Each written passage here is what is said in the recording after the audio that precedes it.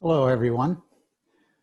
Thank you so much for joining us today on our first professional or second professional development webinar this summer. And we're really pleased to have Tami Schmidt from rural Michigan, actually part of Detroit, to share with us some wisdom around increasing capacity and joy in precepting.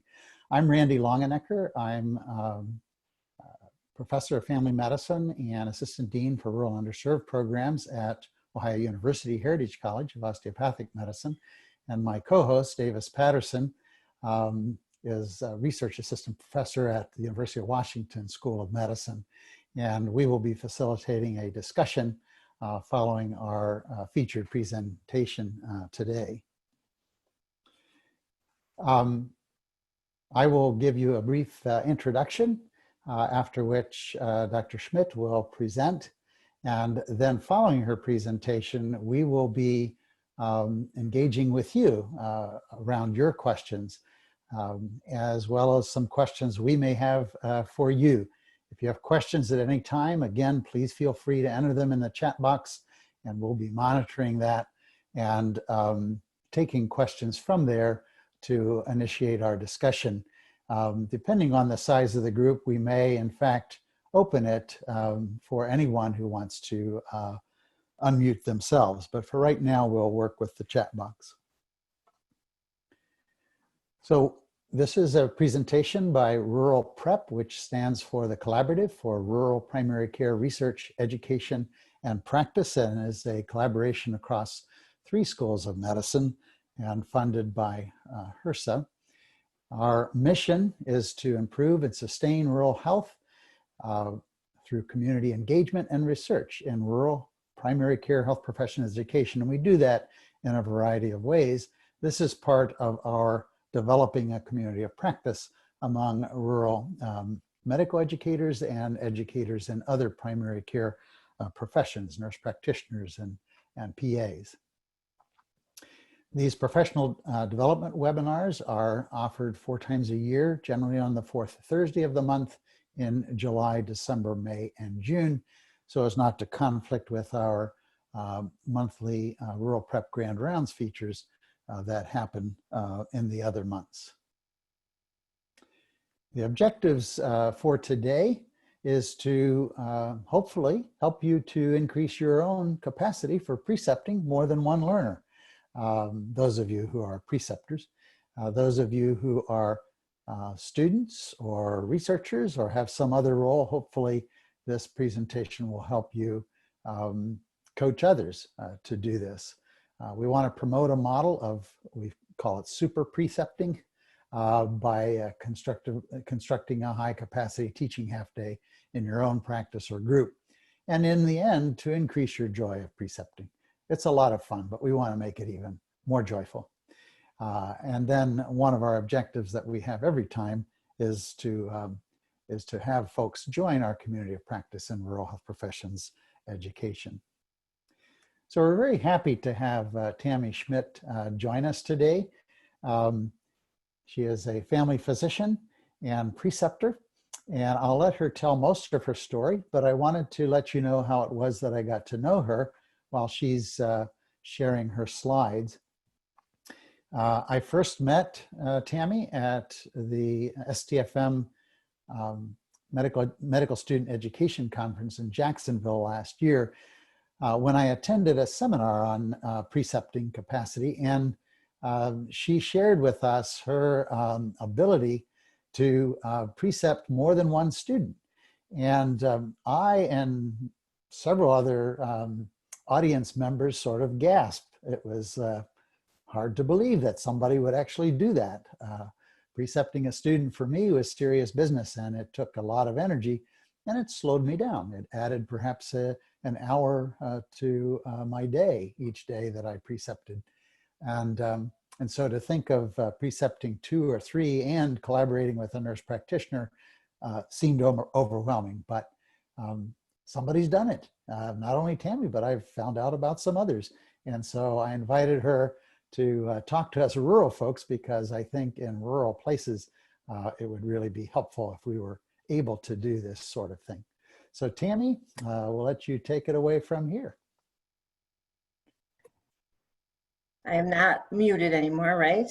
You are not and muted. JP, I shared, but I am not seeing how to make this the slideshow again. Okay, See, you go to, practiced with me and I still screwed it up.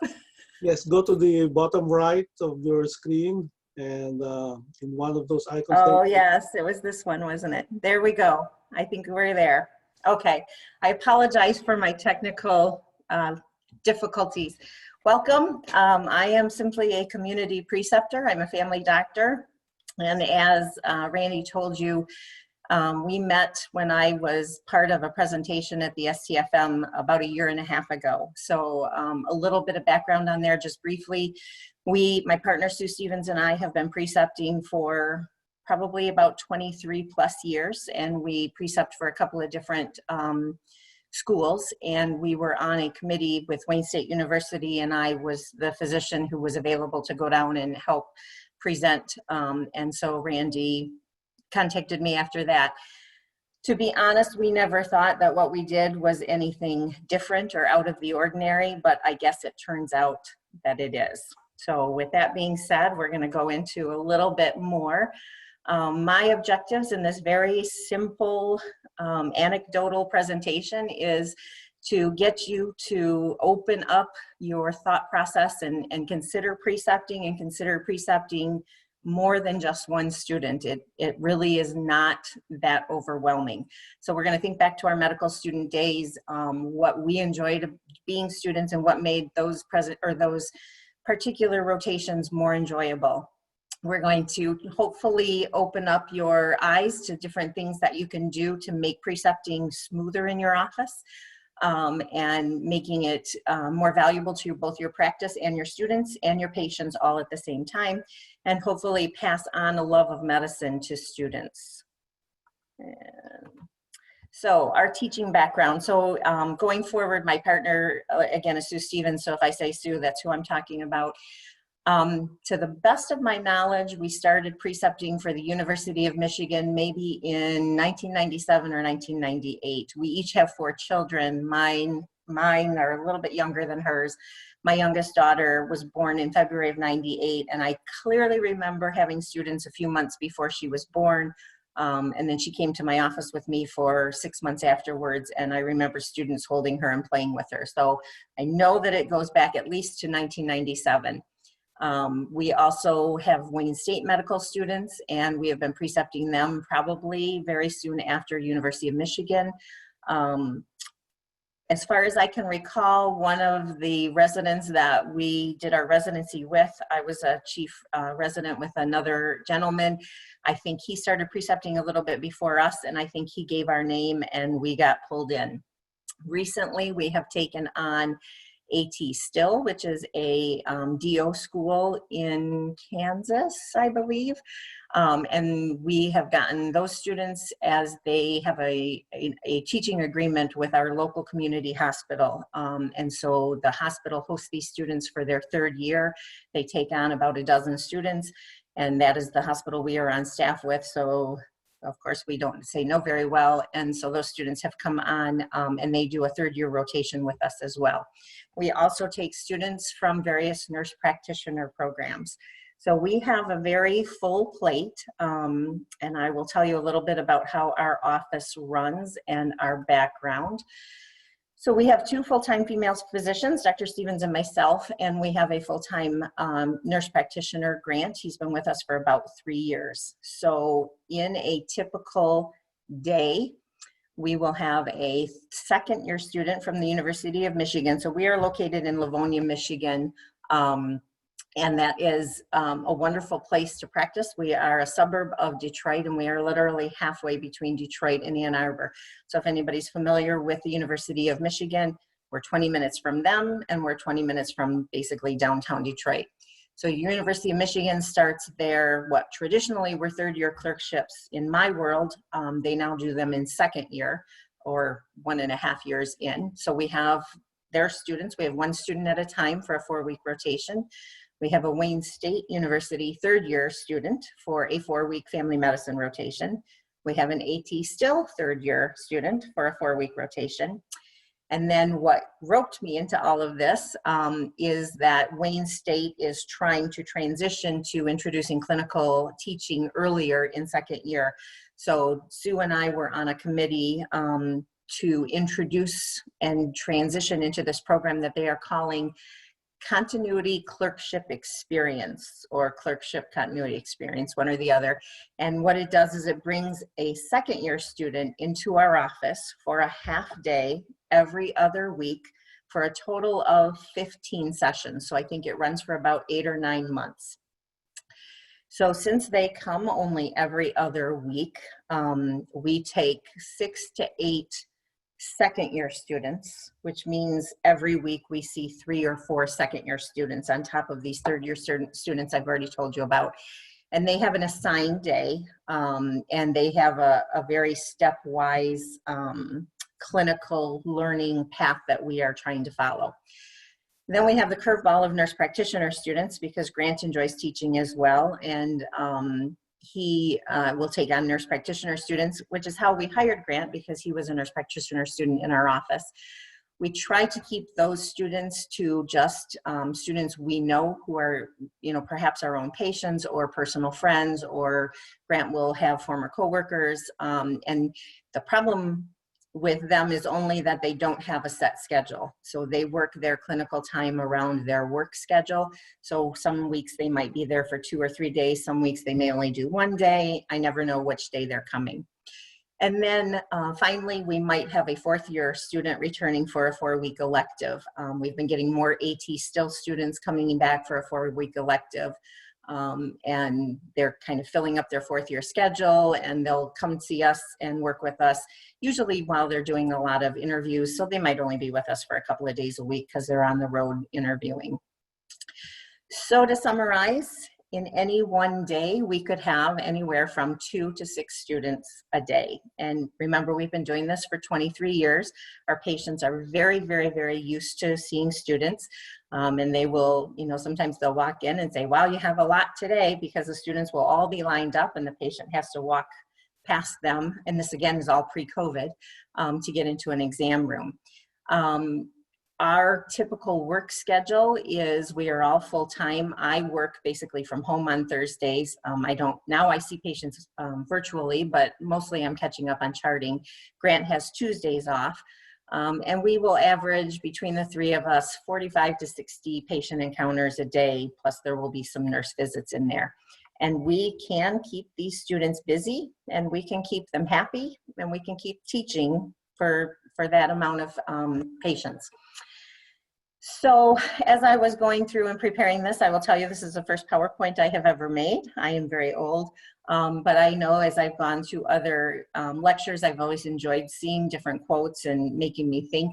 So one of the ones I came across was, a good teacher can inspire the mind, ignite the imagination, and instill a love of learning. And what made me think, what brought this one about and what made me like this was, what I want you to think about is, when you were a student, what rotations did you really enjoy? And I would imagine that some of those rotations were the ones that made you choose the field that you eventually landed in.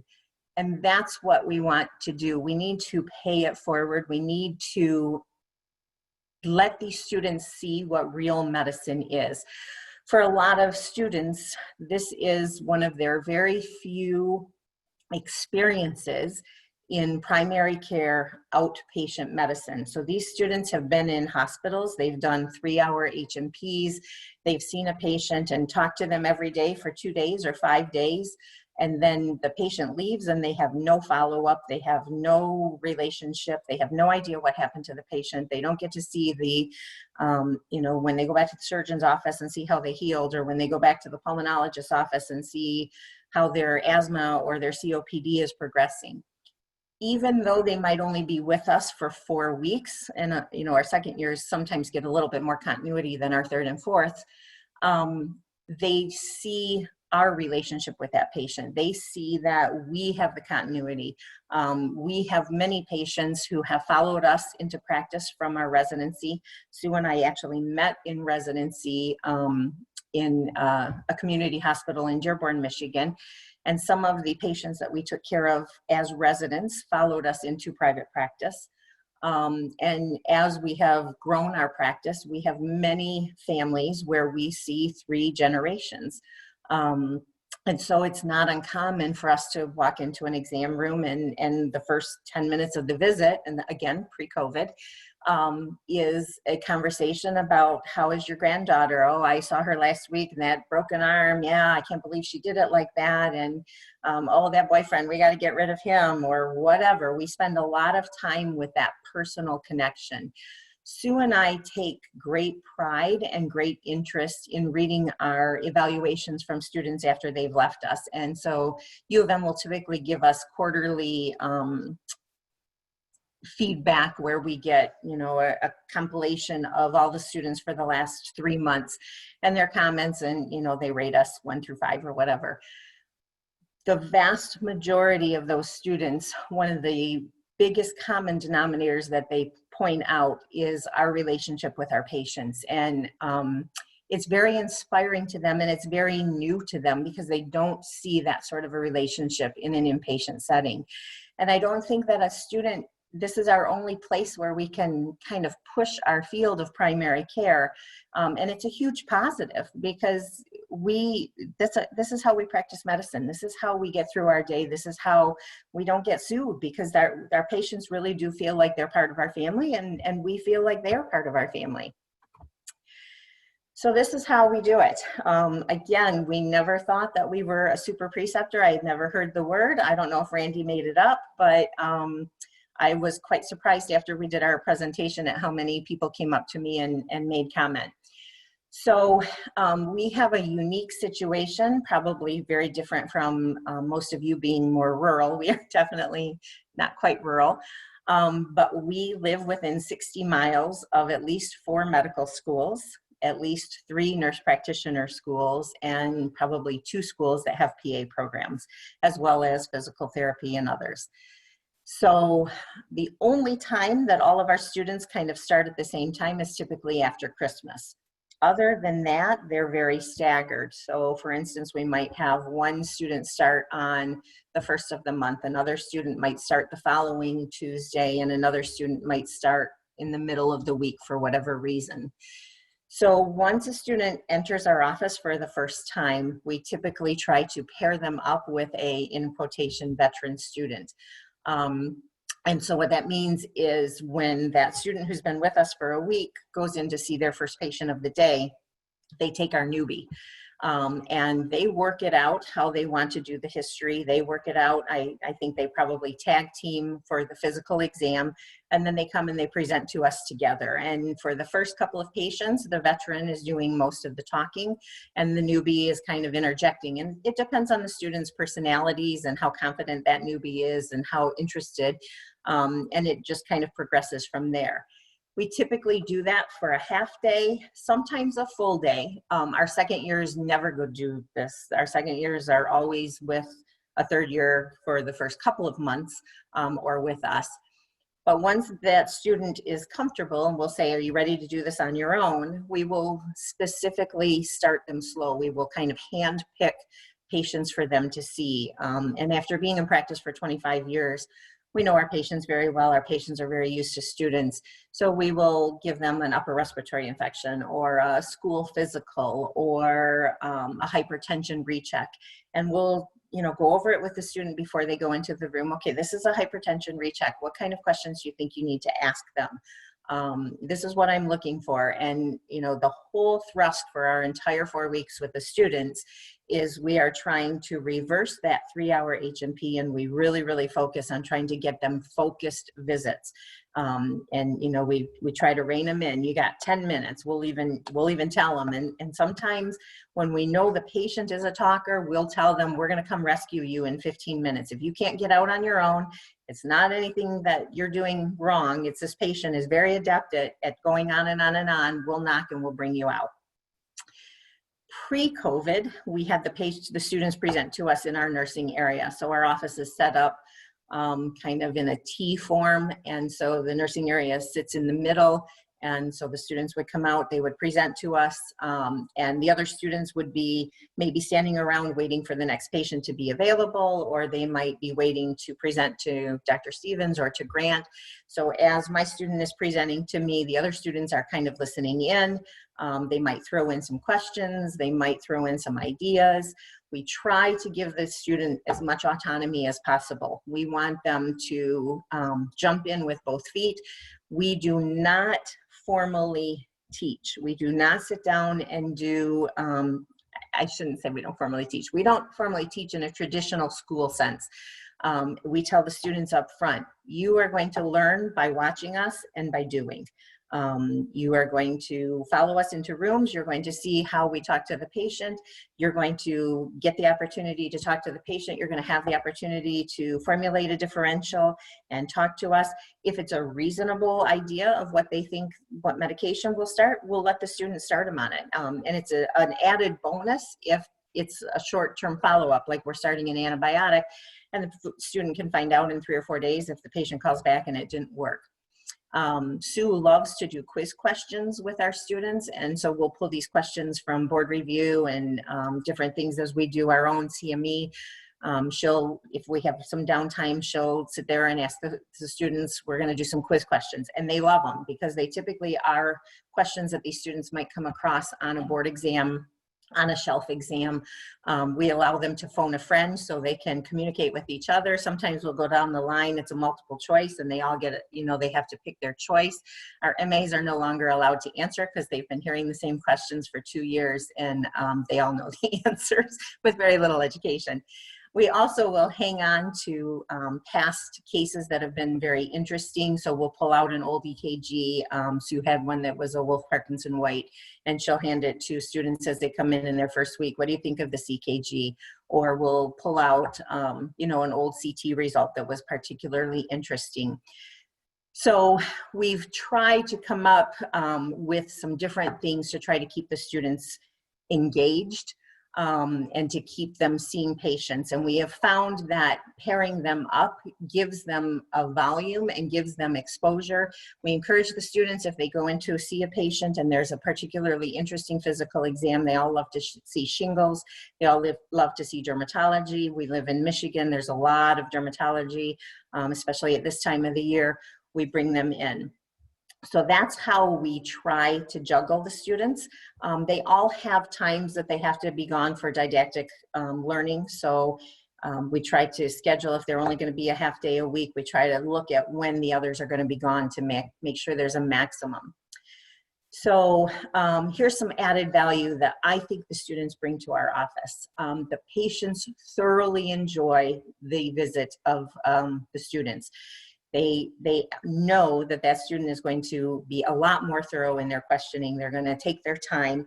And I will be honest that sometimes the students come up with some history points that I have seen that patient for 10 years and could not tell you that that patient drank as much as the student found out they drink. I think sometimes they're embarrassed to tell me how much they drink because I'm such a nerd. The students also can do a med rec. So they do not have a sign-in to our computer system. They do not have a login. We don't have enough licenses for that, but we can print a med list and the student goes in and goes through and reconciles it with them, or we have a registry form that is printed with our visits and they'll go through that. The students are very good and very enthusiastic about doing patient education. So we'll have them go through education booklets on hypertension, diabetes, diet, exercise. They're a great source for different websites for the patients to go to.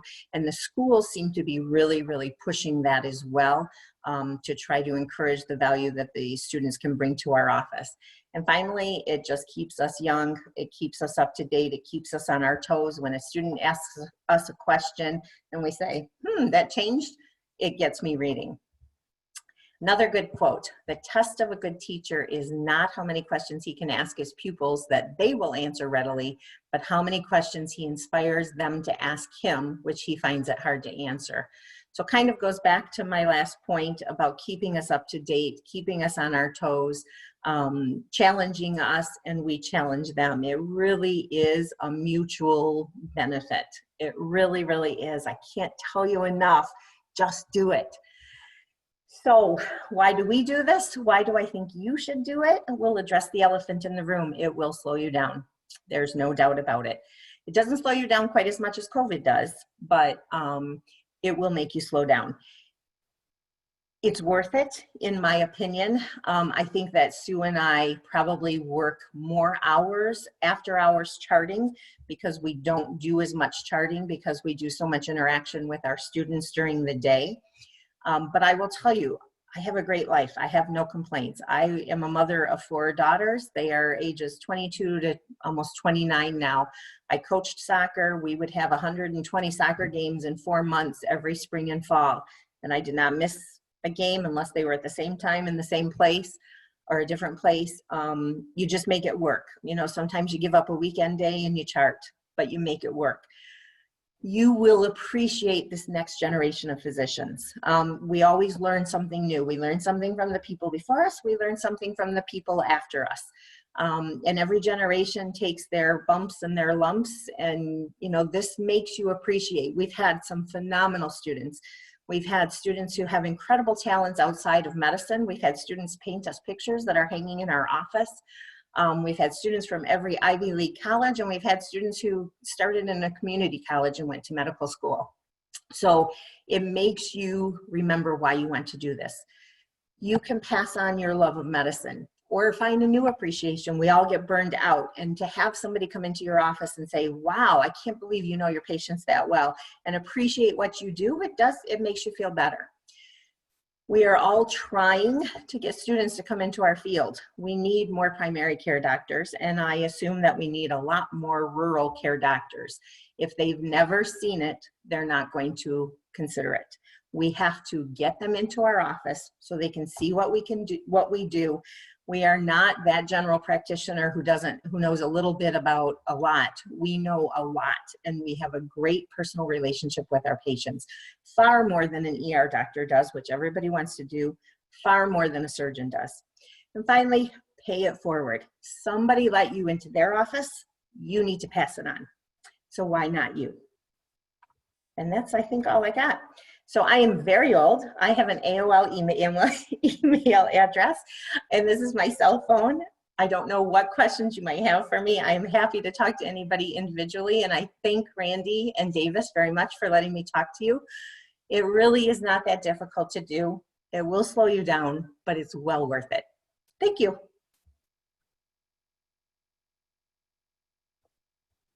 All right, what do I do now? Stop share.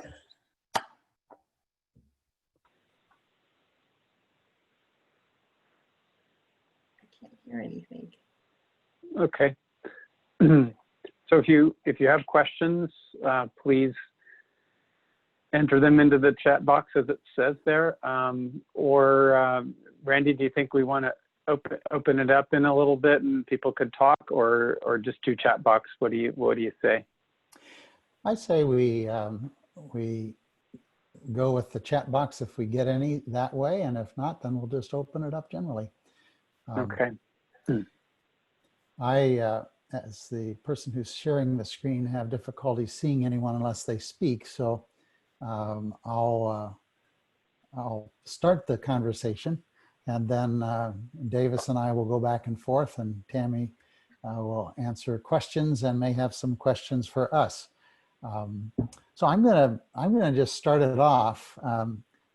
Tami, I can hear it now. People are listening to you and they're like, okay, so who pays her salary, and who decides how much time you spend with students and how many students you have? So that's a really good point, Randy, because we just started sharing that with students in the last couple of years, because Sue and I just never even thought about it. Nobody pays our salary. Only our patients and our insurances pay our salary. We are not reimbursed for this at all. We do it because we enjoy doing it. We feel it's very, very important to pass it on. Sue actually has a daughter who just finished medical school at Case Western, and another daughter who is applying this year. So she feels particularly motivated to pass it on. We just do it out of love, but we have made a point of telling our students over the last couple of years that we are not reimbursed for this. And it does change their perceptions. I don't want to say it changes their attitudes, but I think it affects, I think that it affects their appreciation of their medical school experiences in general, because we say, you know, we are not reimbursed, and neither is that surgeon, and neither is, you know, anybody who's in private practice. They're not getting paid for this. It does bring up the question of where the heck is their tuition going for 2 years? And then it goes around and around and around in my head. But no, there is no reimbursement for this. None at all. And I don't know how you could put a price on it. I really don't. Yeah, it is very difficult to put a price on it. And there are some physicians you couldn't pay them enough to do this. And there are other physicians like yourself who gain a tremendous benefit from doing it. I'm pleased to see in the chat box that I did, in fact, anticipate the first question that would come up, and that was who's paying the bills. Another question that's come up is how has your routine changed since COVID? Masking, avoiding hallway chats, etc. So is that for all of us? Davis, do you want to answer, or? No, this is for you, Tami. Oh, this is That's for for me? you. Okay. All right. So I almost said throughout this whole, I did say a few times, pre-COVID. We have just literally, I think our first U of M student is coming back on Monday. We had an AT still student for the last couple of weeks. What we are doing with our face-to-face, which we started on June 1st, is when our patients come, we are scheduling them every half hour instead of, you know, we used to schedule 4 or 5 an hour. They're every half hour, and we're trying to figure out how to juggle when all 3 providers are in the office. So we're trying to not have any patients interact with each other, intersect with each other. So what we think we're going to do with students is when the patients arrive in the parking lot, they call the office. The student is calling the patient and doing their HPI, just like they would if they went into a room before us and talked to the patient. Then the student presents to us, and we talk to the patient together via phone or FaceTime or whatever. The patient comes into the office. The patients must wear masks. They are met at our front door, so they don't touch any doorknobs. They don't stop at the receptionist's desk. The copay has been paid before they hit the door. They're brought immediately into an exam room where the same MA who brings them into the office draws their blood, does their vitals, and that's their only contact with anybody but the physician. And then we have face shields, masks. We wear scrubs now, which is very different. And we go in with the student and examine them. And so the plan is, and the goal, and I haven't worked with the students since COVID, since we've gone back to face-to-face, but the goal is, and I've done pretty decent at it, 5 to 7 minutes of face-to-face in the exam room, and then the patient is out the door. So while I'm talking to them, do you need a mammogram order? Do you need a colonoscopy information? Do you need refills? I'm doing all of that on my computer while I'm talking to them. And so when I go in to examine them, I'm handing them their mammogram order, handing them their information, and they're out the door as quickly as possible. It's very different because I'm a very wordy person at work. I don't talk as much to my friends. I feel like I'm wiped out after work. So this is very, very different. But in general, it turns out to be about 10 to 15 minutes on the phone before they come into the office, about a 7 to 10 minute, depending on if they need blood or not, and then about 5 minutes with me, and they go. And that's how we're doing it. So the students, it's going to be very interesting. To juggle as many students, but it's a rolling process. Going with the flow. Yeah. So do students like having 2 to 6 students in the practice and sharing their time with each other and with you? I sat them down, the student group that we had, I want to say it must have been about 6 or 7 months ago. And we had a couple of days where we had a lot, even for us. And I said, we got to figure something out. And so that's where we came up with some of these ideas of teaming the students up. I used to work every other Saturday. I'm not right now during COVID because I can't figure out my staffing for it. Some of the students have volunteered to come in on a Saturday and take a comp half day off. We've talked about presenting in groups, but in general, their preference was mostly to work in pairs to still get their volume. And they were okay. I think that what offsets the number of students is the personality of the office and the volume and the variety. Because, you know, they would talk to other students who were in, and I'm not, you know, dinging residency programs or anything, but when you are seeing patients in a residency setting, there's a different hierarchy. So maybe the student is either in with a resident, or the student sees them, presents to the resident sees them, at least this is how I used to have to do it, and the resident presents to the attending, and that automatically cuts your volume. So I think, you know, every once in a while you have a student that it's not a good fit for them, but the vast majority, they seem to be okay with it. They love the autonomy. They love when we say, okay, it's a new hypertension. What do you want to start? Really? I get to choose? Yeah, just choose right. Don't blow it. I have a comment and a question. Well, first of all, so Tami, I myself am not a clinician, but you made me want to be a student of yours. So I really appreciate your passion and your dedication. But it also made me want to teach. You know, it made me want to be in that position because I can tell how much joy you get out of it, among other things. So there's a question in the chat box about medical schools providing guidance on what their expectations. And I want to broaden it just a little bit because you've focused quite rightly, I think, on the learner experience and that relationship. But behind the scenes, how do you manage the relationships with the different schools and what their expectations are, and who does that? I mean, there's work behind the scenes to make that learning happen in the clinic. Right. Like I said, we work with, our main schools are University of Michigan and Wayne State University. And we've been with them for so long that they kind of just leave us alone. But I think initially, there are videos, like when we went through this second year transition with Wayne recently, they literally had a roadmap. They had a pamphlet for the new preceptors.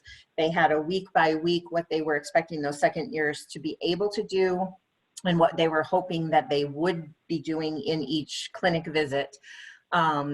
We are always available to new preceptors, but at this point in clinical learning, by the time you get a third year, all the third year wants, and really I think what most of the schools want as far as clinical learning is they just need exposure. The more patients or the more variety or the more time that student has to tweak their routine. And that's what I usually will put on evaluations is keep tweaking it. You know, you had your 4 weeks with us and you were able to tweak it and narrow it down to, you know, this is important, you know, this isn't important.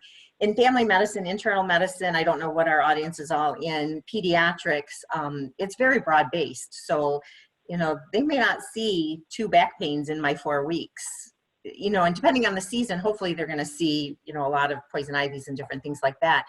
But it really, as I said before, I don't lecture. We don't lecture. You know, we teach. So if that patient comes or the student comes and this patient has diverticulitis or abdominal pain, and the student says to us, I think they have an aortic aneurysm. Really? Why do you think that? How common is that? What would you do to rule it out? How toxic does that patient look? And you know, that's how we teach. We kind of rein them back in. We kind of say, You know, think back to your basics, and this is real life. And U of M is famous for that because they're a very tertiary center. And so we're always giving those guys grief about, you guys are looking for those zebras. Come on, this is community medicine. You are not going to have 5 cancers walk in on Monday morning. They've got something else. They got poison ivy. It's not skin cancer. But they're not looking for us to, they get all their didactics. They've got everything online. They've done it for the first 2 years. Now, what we're responsible for and what we're trying to do is we're trying to help them transition. We're trying to help them learn how to apply, learn how to change their mindset into, okay, this is how it was in the book. And you know what? They don't all present in the book the same way. This is real life. And, strep throat sometimes coughs. I know the book says it doesn't, but sometimes it coughs. And don't close that door because they have a cough. You got to think. So that's what we do. But if you're new to precepting, like I said, I'm available. I'm sure your school has a resource, but all of the departments are going to have a clinical coordinator. They're going to have a clinical leader. And they're not always clinical people. They're just, like you, Davis, I'm sure, where you have a passion for this and they're just trying to put all the pieces together and match everybody up and make things smooth. It's not rocket science. You're not doing anything different than you did before a student. When you have a student in your office, you're still seeing a patient, you're still examining them, you're still taking a history, and you're still coming up with a diagnosis. You just have somebody there doing it with you and learning from you as you do it. So maybe you talk out loud a little bit more. And maybe that's beneficial because you might talk yourself out of something that you were leaning towards. Or you might have had tunnel vision and the student said, hey, what about this? I'm like, oh my, better do that. That's how I do it. Well, you clearly have demonstrated that sharing knowledge is its own reward, and it's really good for us to hear that, even those of us who are older, but also any students who might be on today, residents, to see that in fact this is a rewarding thing to do. Do your students also scribe? No, they do not. Our students, as I said, we don't have enough licenses on our EMR to give them a login. So that's my job. But I will say when they're presenting, I will be typing into the record. Sue, I think she keeps a notebook and she jots down in the notebook and then she does her charting later. But I will try to type as much in while the student is presenting to me. Again, pre-COVID, I used to take an iPad into the room and, send out the prescription and stuff while I was in there electronically. Now I'm trying to do that while I'm on the phone with them. So again, it's a growing process, but no, unfortunately, our students do not scribe. In some programs, and if you had an extra license on your EMR, or certainly when way back in the Stone Ages, when we were on paper, our students did write their notes and then we would sign off on them. I will say though, that actually slowed the students down and limited their exposure, because if they were very nervous or if they were very wordy or if they were slow writers, they would get very bogged down by doing their charts and would see fewer students. So I think the transition to EMR was a huge benefit in the students' world because they don't have to do anything. They just get to see them and present and move on to the next one. I'm the one who gets, a little bit more work in the evening. Well, that answers the question I had, and that is whether students learn in your practice to do a note or to operate in the medical record. And it sounds like they have the opportunity to navigate it, but Yes. not necessarily document. Wayne State, for their third years, they actually have a little packet that they make them do, and they have to write 5 notes. So they will go home, they will take 5 of their patients that they've seen during the month, and they have to actually write us a SOAP note. And then they bring it in, Sue and I review it, and they've got like a 1-page thing that we sign off on. So they have a whole list of things. U of M, I don't know what their didactics, you know, I know that they have to find a patient and present it at their one didactic session. So it's always a challenge. Oh, I want a patient who has this. And we try to find them, you know, a patient in that first week or two. But I think that overall, they have so much experience note writing from their inpatient stuff. I'm more interested in them paring down that history taking and physical exam. My goal for them is to get more focused during my 4 weeks. You know, anybody now with EMRs, you don't have to write a note. You just click, click, click, yes, no, negative, and, you know, 2 words to describe it. So I'm not worried about that. I'm worried about, can they get that information out appropriately? Yeah, and it sounds like at this stage in their education, that's probably more what they need, because they are used to a 3-hour H&P in the hospital.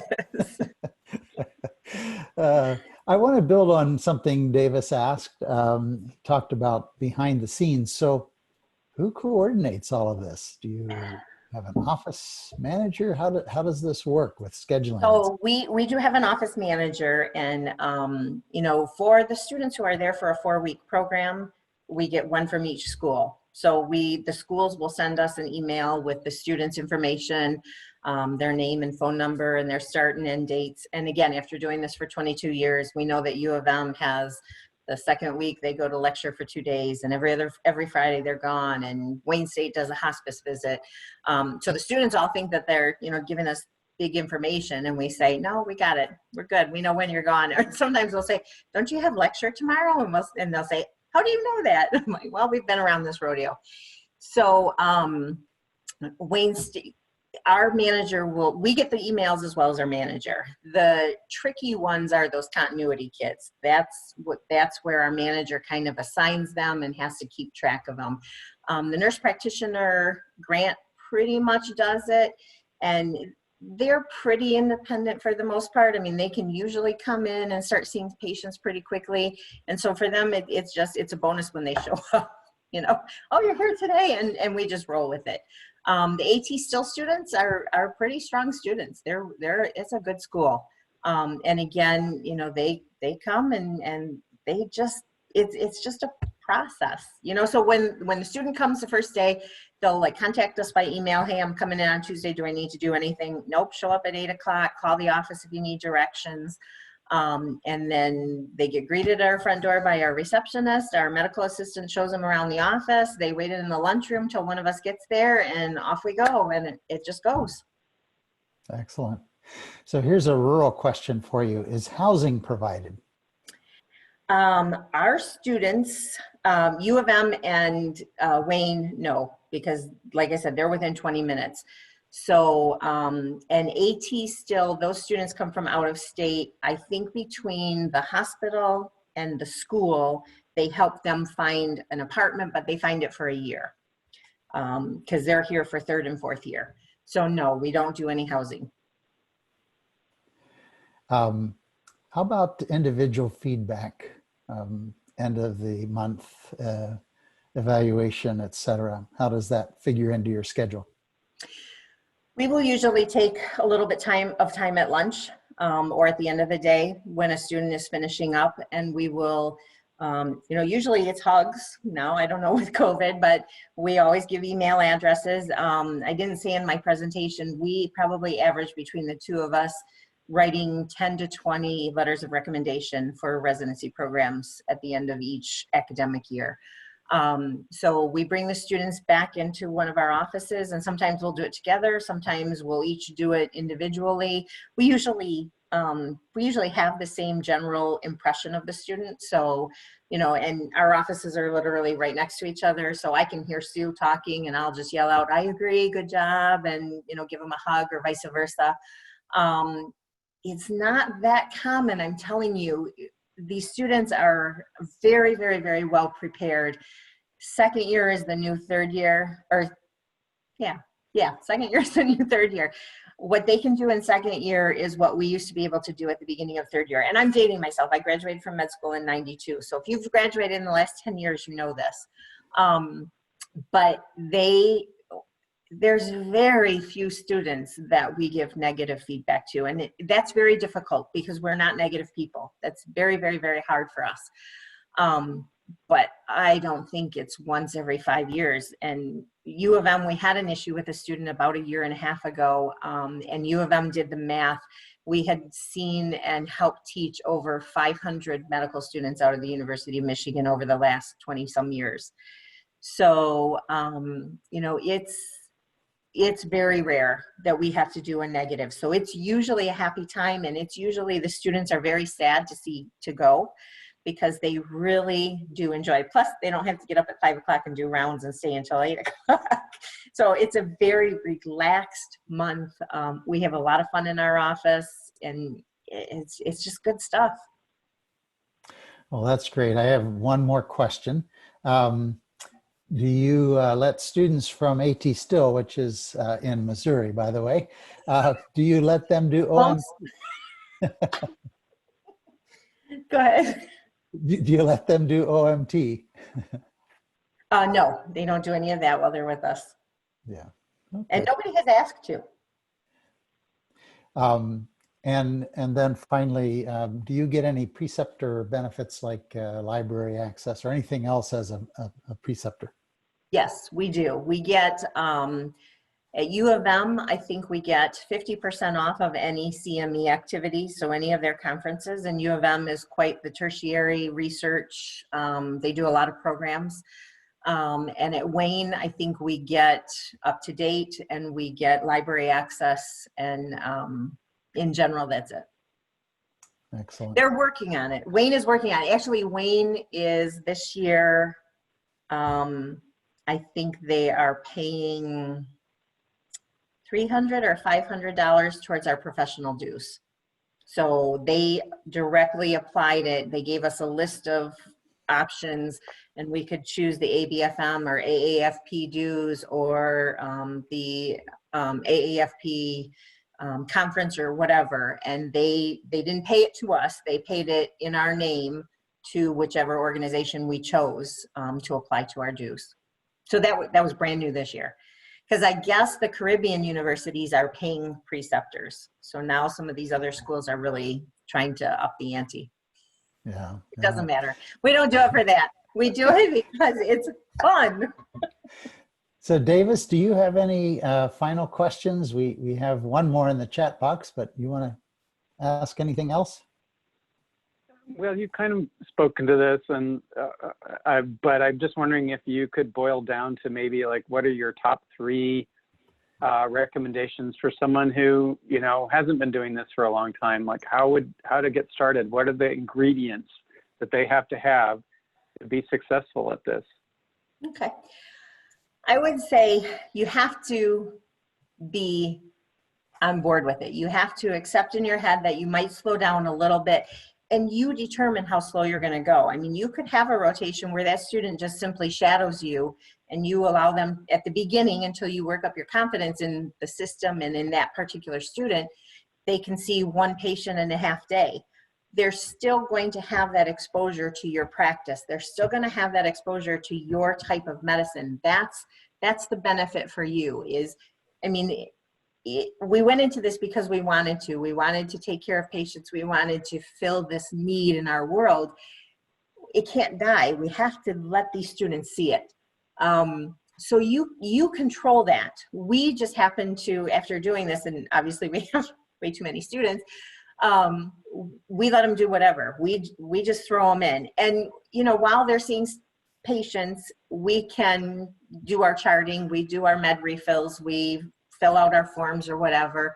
A truly a positive is when, again, pre-COVID, if I had a patient who enjoyed talking and they were here for a physical, I would send a student in that room and know that I had like 40 minutes and I could see 3 patients in that time and pound them out. And the student had a grand old time and the patient had a good old time, and my flow was not that slow. So there's all kinds of ways that you can play with it. But I would say if you want to do it and you've never precepted before, reach out either to your alma mater, your med school that you went to, reach out to your local med school, and you can, you know, there are opportunities for first years to come and just shadow you, which is not going to slow you down at all. You know, you can have somebody come and shadow you and kind of get your toes wet and just say, I'll take a student in first year. I want to show them, I want to just see how I like having somebody else in my office. And you tell the student, all you're going to do is you're going to come in, you're going to watch what I do, you're going to stand against the wall. And at the end of the morning, we have 20 minutes and I'll talk to you and you can ask me as many questions as you want. It's your office, it's your home. You set it up. You're inviting these students to be a guest in your home, but I just can't get it across. It's such a positive, people. It really is. And then from there you can move on. I would say you need to have some space for the student, whether, you know, there's a spot in your lunchroom that they can sit when there's downtime, that they can, you know, do their board questions, that they can study, that they can set up their fourth year rotations or whatever. You can't have a really super tiny cramped office where you're falling all over each other. There's got to be a little bit of space. And you don't want them sitting in your office staring at you while you charge. You need some space to yourself too. Does that answer your question? That's great. Thank you. Thank you so much, Tami. That's Anytime. Your enthusiasm is infectious, and I really appreciate your spending the time with us. There are a few other questions in the chat box, which we'll forward to you. Okay. Or they can contact you directly. But I wanted just to refer people to this PowerPoint presentation, which you will get a copy of, and some references that you might be interested in reading up on regarding this extra students. And we want to invite you to next month's professional development webinar on July 23rd. Jennifer Burgess from the Federal Office of Rural Health Policy is going to be speaking with us around the landscape of rural health research. Here's our evaluation. The link should be in the chat box as well, or you can just use the QR code. We are interested in your feedback regarding this session and anything that you think we could do better the next time. We really appreciate your participation. And if any of you have ideas for how to, or topics that you would like to present or that you think should be presented, we'd love to hear from you. Here are the 3 emails for the 3 of us who lead Rural Prep. So thank you again very much, Dr. Schmidt, and all of the participants for your active engagement today. And go forth and see more patients. All right, thank you. I'm going to leave the Zoom on for a bit, and or Rural Prep will, and you can use this to reference your evaluations.